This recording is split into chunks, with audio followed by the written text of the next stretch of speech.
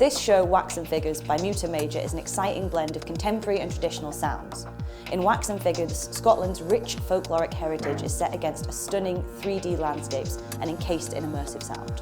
Bringing together contemporary and traditional sounds, language, movement and landscapes, this work is an energetic and mesmeric whole. What really stood out about this piece is how the artist create an immersive sonic landscape which brings together sound, dance and visual art to celebrate the mythology and folklore of Scotland in a uniquely contemporary voice. So, Muto Major are an audiovisual duo formed by sound artist and designer Sam and digital artist and VJ Veronica. Through glitch and generative manipulation, they transform dead cyberspace and matter into living, breathing audiovisual organisms. This show will appeal to a broad range of audiences, from late night clubs to an immersive audiovisual gallery experience. It is versatile and dynamic. It will appeal to audiences of contemporary music, electronic and immersive audiovisual experiences.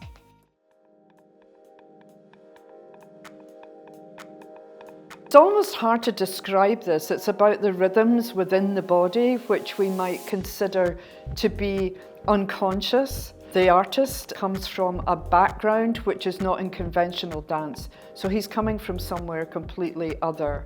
The show's been selected for Made in Scotland because it is so unusual. It's quite a radical take on how to look at dance and how to think about dance, also how to listen to music. The artist behind this show comes from a completely different place from where people who you might normally see doing contemporary dance or ballet come from, and therefore his mind goes to a different place also. So the way that he manifests it in his body is really super interesting. I think that this show will appeal to many people, particularly someone who's coming from a visual art background as well as a music background, also from the people from the hip-hop generation who might want to come along and see how those moves can be subverted and taken to another place.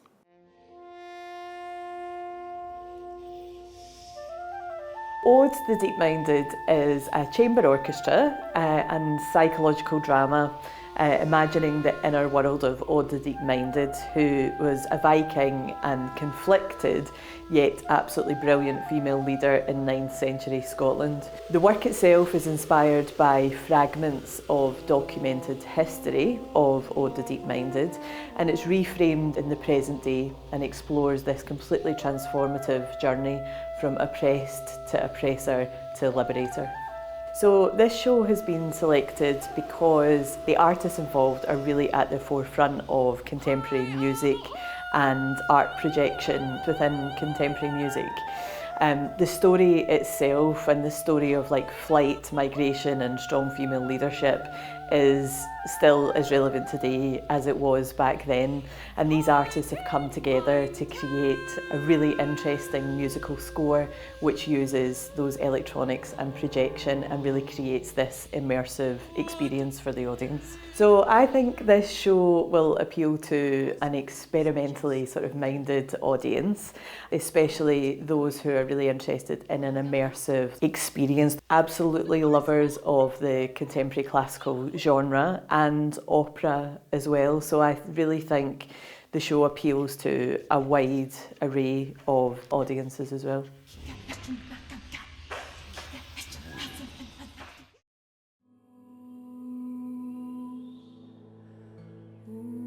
A Journey of Flight is almost an installation. It's very immersive. It's based on the flight migrations of birds. A Journey of Flight has been selected because it's very poetic. It's visually incredibly beautiful. It's also extremely immersive.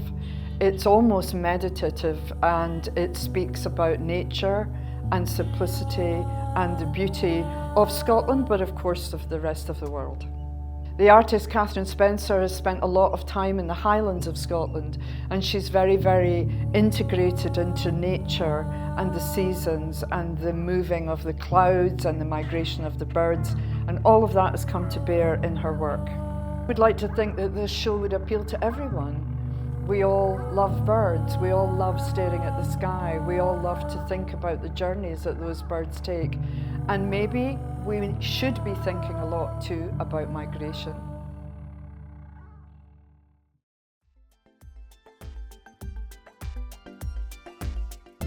This isn't a show, it's an experience. It's a sensory experience for any and everyone who comes across this. There are beds, there are moments where bubbles are made, there's a headphone experience. It's essentially an experience that allows you to escape the intensity of a festival or a kind of wider theatre audience. It's a moment where people can just escape and relax, and I think that's just really beautiful in this crazy world.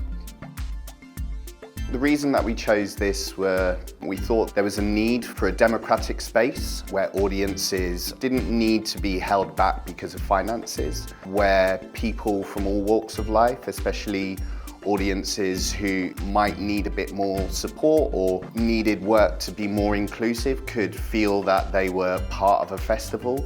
And also just the artists themselves, they've showed so much care in how they want to create access in their work. So it just felt that this type of experience needs to be seen not just in Scotland but exported out internationally.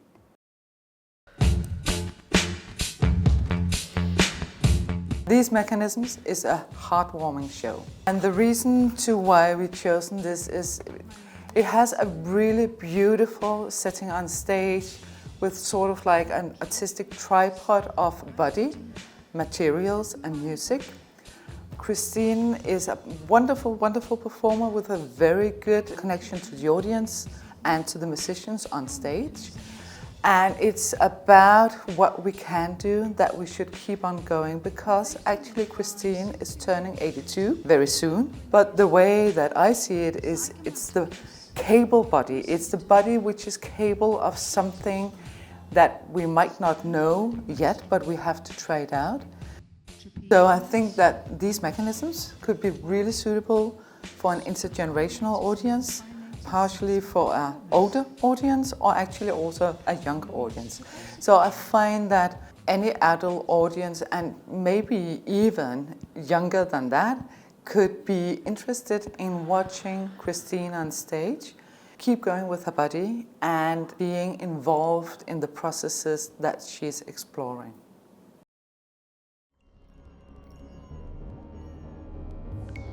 This work is an audiovisual installation piece created by lauded Scottish musician Loman Campbell. The installation piece uses cosmic rays caused by deep space events to trigger light, sound and visuals to create a sensory collage that makes us consider the fragility of our own existence here on Earth. The work has been selected due to the originality of the piece, as well as Loman Campbell's reputation as one of the most innovative voices working across Scotland's cultural community today. So Loman Campbell has been a fixture of Scotland's cultural community for the best part of 20 years through his work with trailblazing indie outfit Found and through his own solo work as a musician and audiovisual sculptor. This piece of work will be for those who enjoy quirky audiovisual installation pieces that make the audience think, feel and contemplate our place in the universe.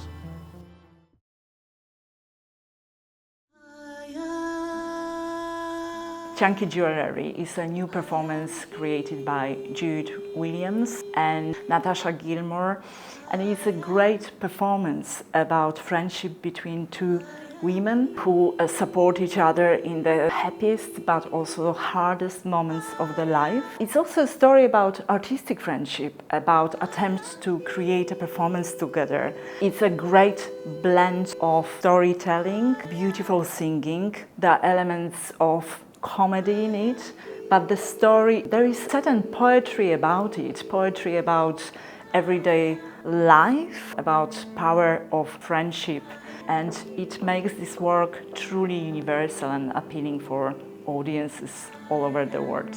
The performing skills are really powerful, and because of its topic being so universal and the story being so powerful, it can be probably presented in any place, any corner of the world where people are craving for friendship.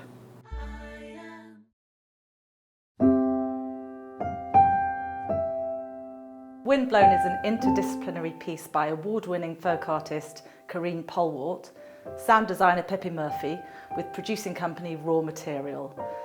This piece felt like a no-brainer to the panel. The artists and the producing company are world-class, and Corinne Polwart and Pippa Murphy have already collaborated so successfully on Pocket of Wind Resistance. We were also struck by the global appeal of the subject matter of Windblown, which takes as its theme the longest-lived plant in the greenhouse at the Edinburgh Royal Botanic Garden, the sabal palm from Bermuda, that has spent more than 200 years away from its home 3,000 miles away and is now approaching its demise by chainsaw. It's a beautiful and poignant show, suitable for all generations and combining social history, science and memoir with the imagined musical voice of the old sabal. Small Town Boys is a dance physical theatre production by Dundee-based company Shaper Caper with choreography by Thomas Small.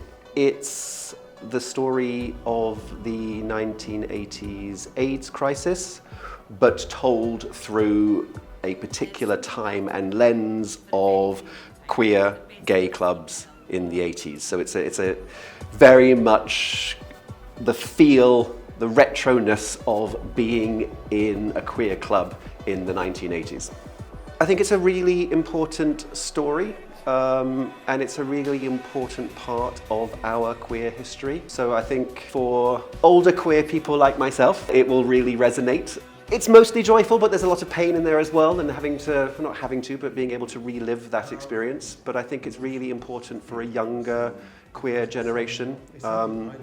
We don't often learn about our history, and this is a real opportunity, I suppose, to understand more about what the elders went through, and particularly for those of us that survived.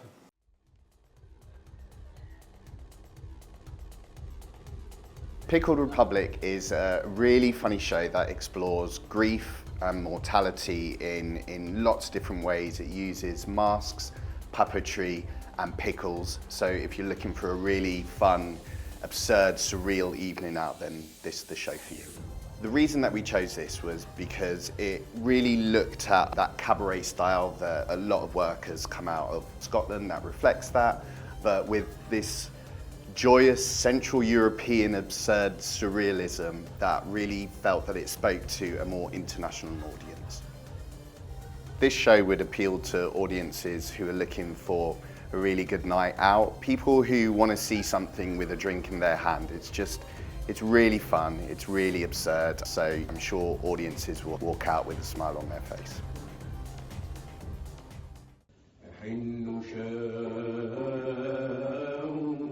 The Balfour Reparations is about a negotiation that happened and then didn't happen between Scotland and Palestine. The show was selected because of the originality of the artist, who is a Palestinian artist based from Ramallah, who's been living now in Scotland for many years. She is a very intelligent artist and will be engaging the audience in questions and answers, and it's a very immersive performance. I think that this should and will hopefully appeal to an audience cross-gender, cross-age groups, cross-political affiliations, because it's about reparation, it's about identity.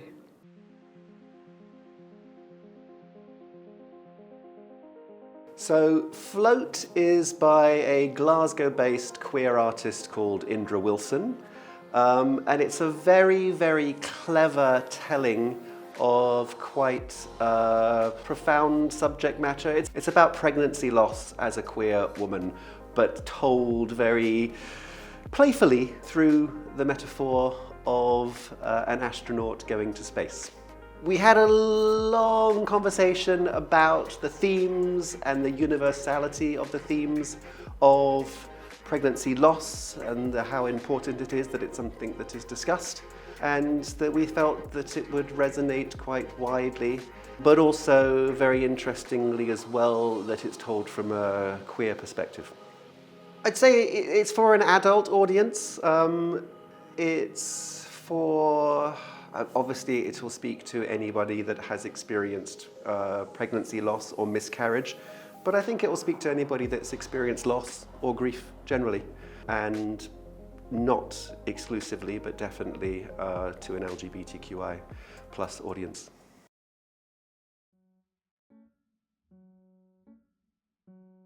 Taco is the great performance created by Andy Manny, Anne Cameron and Shona Repet, produced by Red Bridge Arts. It is about the person who wants to find some peace, be on their own, and is looking for some retreat in the nature, however, finds out that the nature is pretty much interactive and engaging, and the reality around turns out to be very playful. The audience are children between 3 and 6 years old. However, the performance will be surely enjoyed by the parents who will come to watch the work as well. There is amazing artistic imagination behind this work, and it makes it so appealing to the audience of various ages, but especially for children, obviously. It was selected by our panel because it's not common that artists demonstrate such a respect for the young audience and its imagination.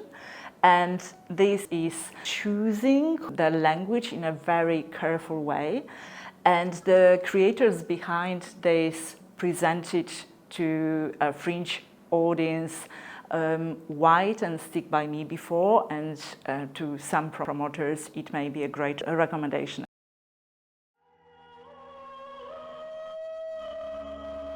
Through Warm Temperatures is a piece of choreographic brilliance that explores how the body changes through time and through the effects of the environment. The show was picked because of Mellie's, just her brilliant choreographic language. There were so many different types of languages that she used throughout the piece. It was really interesting to see how she was duetting with a cello at points with other dancers, and then built that out into a small group of really brilliant dancers throughout. This piece of work it's really energetic. There's a real driving pulse all the way through the piece. So I think this will really speak to a younger adult audience, but also an audience who are just interested in many different choreographic languages. The music is really vibey, it's quite punchy and energetic. I think it's for people who are looking to be inspired, to come out feeling energized, but also quite thought-provoking at points as well.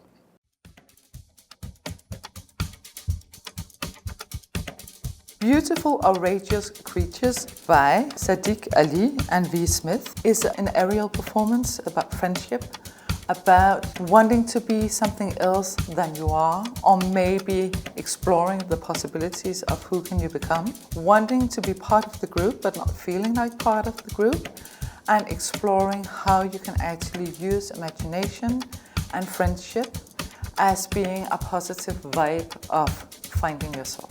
It's a beautiful aerial circusy pole performance with two performers which have a really nice interaction amongst themselves, but also amongst the audience. It's a performance that you can bring kids from 9+, both families and schools.